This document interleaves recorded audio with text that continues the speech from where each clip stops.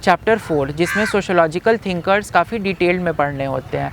5-6 sociologists हैं जैसे Emile Durkheim, Karl Marx, Max Weber, Robert Merton. तो इन थिंकर्स को समझने की काफ़ी ज़्यादा ज़रूरत है और जब हम इन थिंकर्स के पर्सपेक्टिव को समझ लेते हैं तो कहीं ना कहीं जो वो ब्रॉड आइडियाज़ हैं वो भी अच्छे से समझ में आने लगती है।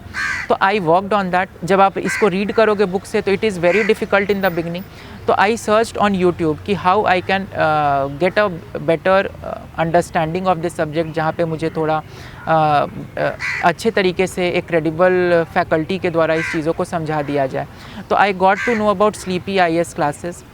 तो मैंने उनके शेखर सर की वीडियो को काफ़ी ज़्यादा फॉलो किया। जो बहुत टेक्निकल टर्मिनोलॉजीज़ होते थे उनको समझने में दिक्कत होती थी, जैसे मैक्स वेबर के कॉन्सेप्ट्स होते थे।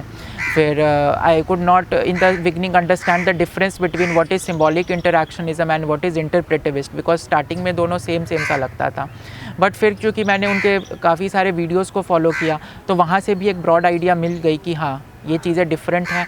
और क्योंकि जब आप रीड करते हो तो कहीं ना कहीं वो एक रीडिंग पार्ट से चीज़ें दिमाग में इम्बाइब उतने अच्छे से नहीं हो पाती है। बट जब आप किसी फैकल्टी से सुनते हो तो वो चीज़ें कहीं ना कहीं बेटर बिकॉज ऑफ लिसनिंग वो चीज़ें इम्बाइब होने लगती है, एक बेटर अंडरस्टैंडिंग डेवलप होने लगती है। तो इस तरीके से मैंने सोशियोलॉजी के चैप्टर 4 से नोट्स बनाना स्टार्ट किया सबसे पहले।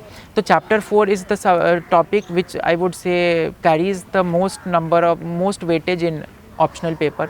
तो उनको तो बहुत अच्छे से करने की ज़रूरत है। जो टॉपिक्स दे रखे हैं उनसे भी कहीं ना कहीं आई वुड से थोड़ा एक स्टेप आगे जाकर चीज़ों को समझने की ज़रूरत है, in which IGNOU notes help me a lot. Right content और राइट स्ट्रैटेजी से ही बनते हैं यूपीएससी CSC में टॉपर। अगर चाहते हो यूपीएससी में टॉप करना, जुड़ जाओ आज ही स्लीपी क्लासेस IAS के साथ।